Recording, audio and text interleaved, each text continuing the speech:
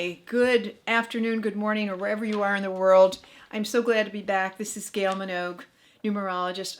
I apologize, I haven't done a video in several weeks, but my husband had a terrible fall and he has a brain injury. So that's been taking most of my time and energy, but he's stabilized and we are now moving forward with the rest of the life that goes on.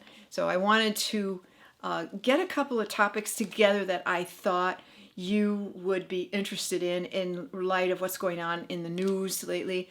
I'm going to make a couple of videos today. One's going to be on the recent elections going on here in the primaries in the United States, the Democratic primaries. And it looks like we have two contenders out of that sea of crazy people. We have two crazies. We have Joe Biden and we have Bernie Sanders. These are the two left standing. And so it's going to be the fight to the finish till July, because whoever we choose could possibly be a world leader. I wanted to tell you more about these two people. And I also want you to know that I have neither one of these was my first choice, nor was the president. None of these are there's no bias on these people. I don't care. I would like to have the best person in there. And so I think we should all know a little bit more about the person rather than what the headlines tell us. So the purpose today is to go over this. If you have any questions, please get back to me. That would be great. Also, if you need to have any private session with me, you know to go to gailminogue.com. All that is there. So I want to first start with Biden, who was just revived from the dead here this Tuesday night in South Carolina. And his birth name is Joseph, and the interesting middle name is Robinette, with two T's, Robinette Biden Jr. with JR. So you take a look at this name, and this will tell me his destiny. It will tell me about what karmic lessons he has, and it will also tell me about where he's motivated. Where is he coming from? What karmic lesson does he have, and if he has any? And it also gives me his life path, and it's very pronouncing when I find out what the first vowel is. In this case, it's an O. You always want to look at the first vowel because it tells you a lot about the person. Like Donald Trump has an O. Joseph has an O. Very, very important, the first vowel.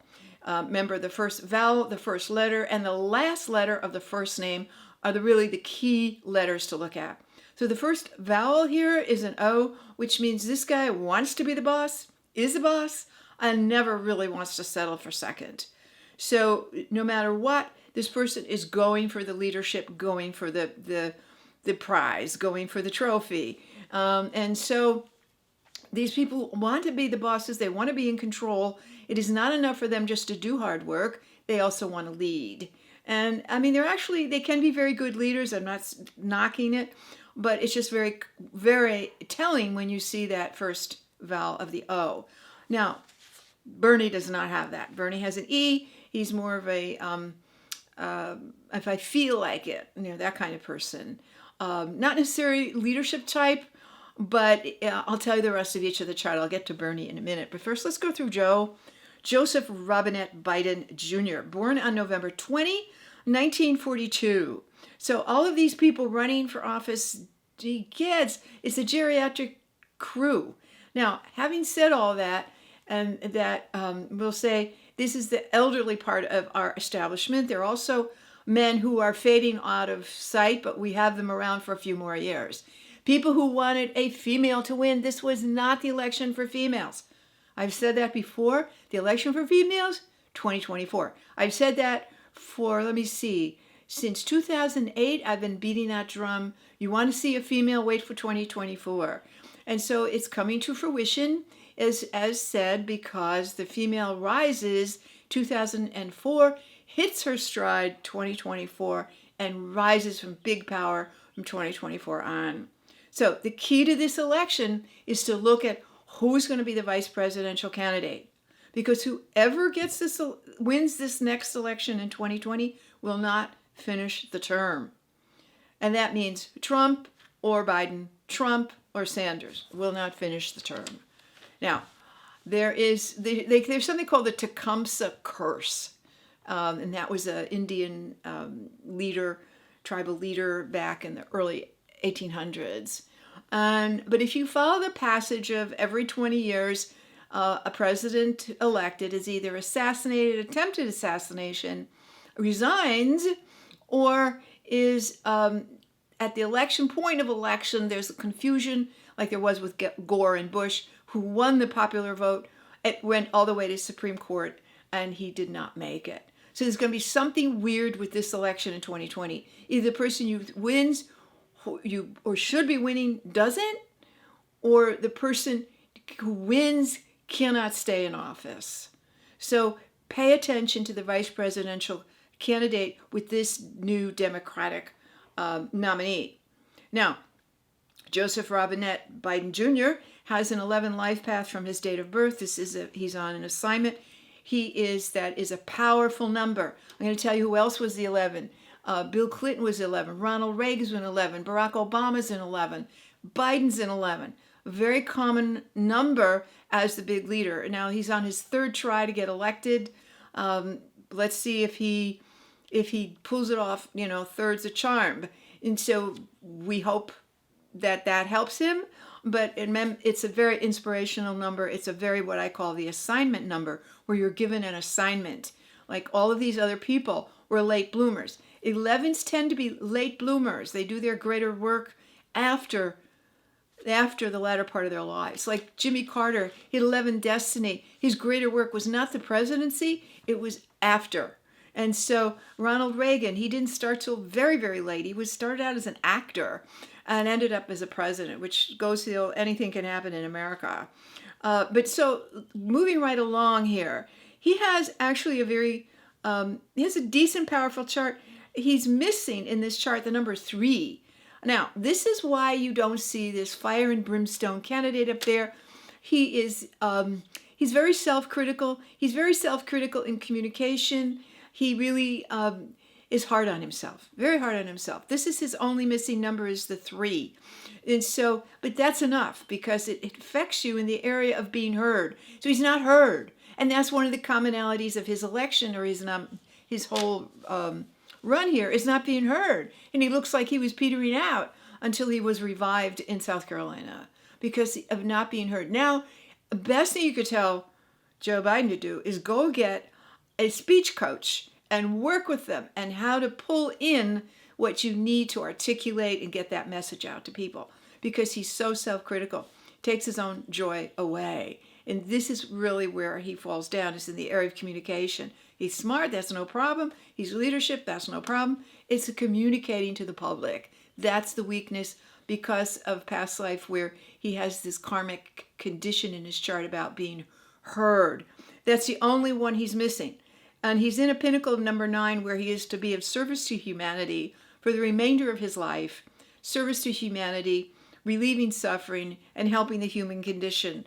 He's coming in his heart of hearts from a 9, which is the humanitarian number. So basically, deep down in his heart, he wants to somehow help, okay? Somehow relieve the suffering. So how he will do that, I don't know. But he is, and if you look at these candidates, they're so very different. He is a peacekeeper. He's extremely psychic. He's scary psychic, this guy. You would never think that. He is very, very much Scorpio, Scorpio, Scorpio. Do not get in an argument with this guy, because he'll rip your head off. You will not see that on the stage, but talk about sarcasm. He's perfected the art of it. Now, what's his weakness besides the communication? Is he wants to look like he doesn't know what he's talking about, so he stays in safe areas of discussion. So he stays inside, colors inside the lines, okay? Because he doesn't want to look stupid. Because when he was little, he was taught to stuff. Don't say that, don't say that, don't say that. So this is where the communication, why he doesn't get up and have the fire and brimstone that, say, a normal candidate would have. That doesn't mean the rest isn't there. It is there, but he can't project that. So that makes him, that's why I say he just needs a speaking coach, someone to light a fire. He's low, what I call in fire in his chart, or fire them up, very low. High in water, and high in air. So he's funny and he's sensitive and emotional and sarcastic and all that good stuff. He is extremely psychic. You do not try to lie to this dude because he will see right through it. He has a good chance of getting it. As long as he has good spokespeople out there for him and speaking for him instead of him all doing it, because remember, he wants to play safe, not look like he's stupid or doesn't know what he's talking about. Sometimes people with a missing 3 even come in with a speech impediment, but he didn't. But he bumbles over his words. Oh, I forgot. Wait a minute. He does. He's a stutterer. I just thought of that. 3s can come in, have a speech impediment, and he did. He came in with a stutter. And that's why he stutters sometimes in how he's trying to deliver an idea. Doesn't mean he'd be terrific in negotiating. Oh my gosh, if you get him at a table with a foreign dignitary, he will definitely negotiate and win. Definitely. There's no doubt about it. So he's shrewd, he's smart. He is a peacekeeper. I like him. I think that, I don't think he's going to do damage to the United States. I think he would help. I think he would bring what I call some type of civility. Because of this 11, they see both sides of everything. They're much more an arbitrator, negotiator than do it my way or else. He's just not like that. Hardworking, he has a lot of 4. He has a 4 destiny. So yes, he's a peacekeeper, but he wants it to be productive. What are we going to do? He wants to see results. He's very results. So he's a good candidate. He just has to really understand about this speech thing. This is the whole issue. And unfortunately, that shows up in debates. Now, if he's the candidate, has to go against Trump, his best role is to get in there and use all that sarcasm, use that stuff, and because this guy, when the war is over, is always standing. When that last bullet goes, he will come out from behind the rock and he will get past the smoke and the bombs. He's still standing. So don't underestimate him. He will make it through the hall if he's elected president. And I think he'd be good, being mainly because he's got that big master number 11. And so he's a arbitrator, he's a negotiator, he's a peacekeeper. And I don't think he will take BS for people. Very hardworking, wants to see results. So that's Joe Biden. Remember, I don't have a choice in these things. These are people that, if I don't know who you are, I'll just tell you what I see. And he's in a 9 Pentacles. So his work is all about domestic and foreign work in relieving suffering and helping the human condition. So let's go to Bernie Sanders. And Bernie Sanders is a horse of another color. Bernie Sanders has 4 karmic lesson. That's a lot. That's a lot to handle. Bernie Sanders is missing a 3. He's got the same condition of not be. He doesn't feel he could. So he shouts to be heard because he doesn't feel he is. So he shouts, and he's also missing a 6, a 7, and an 8. God bless him. He's a 5 life path, so he is a catalyst of change, and so he comes in with a blaze of glory as a catalyst of change. Unfortunately, he's got an issue in this chart. One is low self-esteem, doesn't value himself, okay? I don't know how he'd be in a negotiating because of that. He doesn't value himself. And also, his emotional makeup is, if he feels like doing something, he will. If he doesn't, he won't, and that's it. But he also has a tendency in this chart to dive into a swimming pool and then check to see if there's water. So what you're seeing is, and on this campaign trail, you see a lot of platitudes like, oh, there's income inequality or whatever, Medicare for all, but he just concentrates on the end and where are the means, but he forgets the water in the swimming pool. And this is his weakness. If I feel like doing it, I do. If I don't, I won't. That is not a way to really exist in the world if you want to get a lot of stuff done. Okay, you do it anyway. So this is not here. Also, he is born on an 8th day, but he's missing an 8. So 8 early on can be very stubborn know-it-alls, okay? And you can see that at times, that's it, So advice is seen as criticism. So this is not cool. And then he's missing a 7, which is the thinking, that the analysis and the kind of spiritual quality. He's missing that. And he's also missing the number 6, which is all about helping, serving, community, and, you know, all that kind of stuff.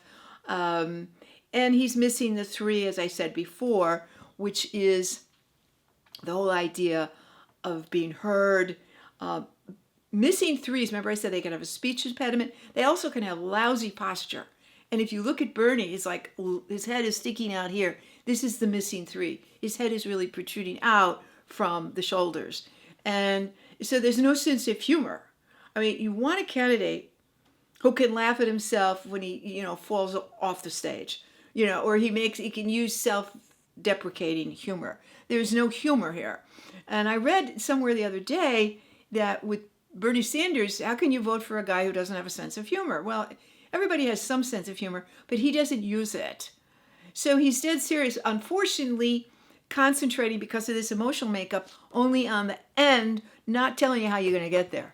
And so you hear people say, well, how are we going to pay for that? Or how are we going to do that, this? And this is part of his weakness, is that emotional makeup. And the emotional makeup where he doesn't value himself. So I would not want to negotiate with him or be on his team in that way, because if you don't value yourself, you're either not going to ask for enough money or you're going to settle.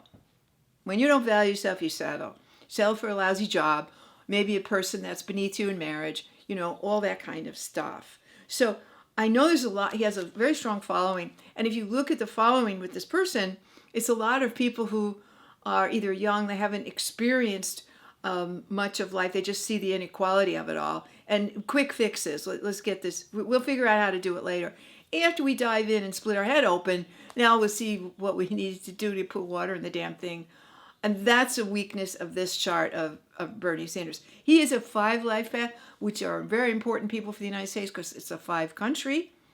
And we like to have what we call catalyst change for us. All of our big agents like Abraham Lincoln and Franklin Roosevelt and Teddy Roosevelt were all 5 agents of change. And Bernie Sanders is an agent of change. What he's doing is seeding the idea of creating more equality in capitalism and handling our medical care in a different way and all of that. So he's helping to change that. But is he the person who will lead that? I'm looking at these between these two. Absolutely not. Absolutely not. And it's not like I'm relieving him. It's just he's got too many issues. And he has to almost fight against himself. Now, he feels right now, because he's in a 6 pinnacle, as if he has answers because he's missing a 6. And 6 is very, well, I know what's best for you. This is what you should do. So this is what you constantly hear, and he'll constantly point. You should be doing this, you should be doing that, because he's shooting you, and he's in the 6 pinnacle, which is all about, let me take care of you. I know what's best. You should do this. You should sit down and shut up.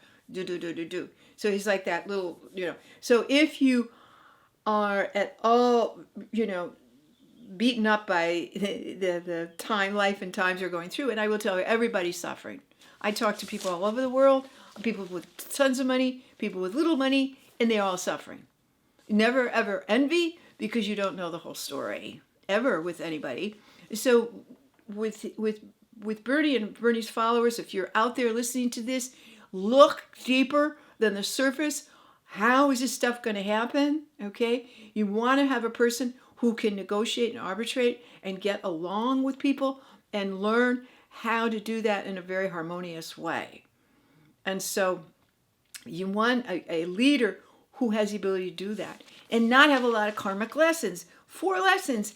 Most people, 2, 1, 2. Max was 3. He has 4. That means these are past life experiences that he's come in to correct karmically. So he has to work on himself. Okay. And I don't think that, I just think it'll be an interesting time for us going forward. So I think I've given you enough on these 2 candidates. I know I'll probably get some feedback on it. Remember, these were not my choices, but looking at these people, you're getting it from pretty much not any bias on this. Bernie doesn't have any water in his chart. Water is the emotional stuff. It's it's missing. That doesn't mean he doesn't care, but it's missing. And he stays very heavily guarded. He's missing a 6. So he can say all the right words, do all that, but people don't feel he truly, truly cares at that deeper, sensitive, emotional heart energy. It's just not there. He's too guarded. That's the missing 6. So I've rattled on. I thank you for listening. I appreciate your time, energy, and I look forward to our next talk, and I'm very glad to be back and wish you well. You know how to reach me, gailminogue.com. I look forward to hearing from you always. Thank you.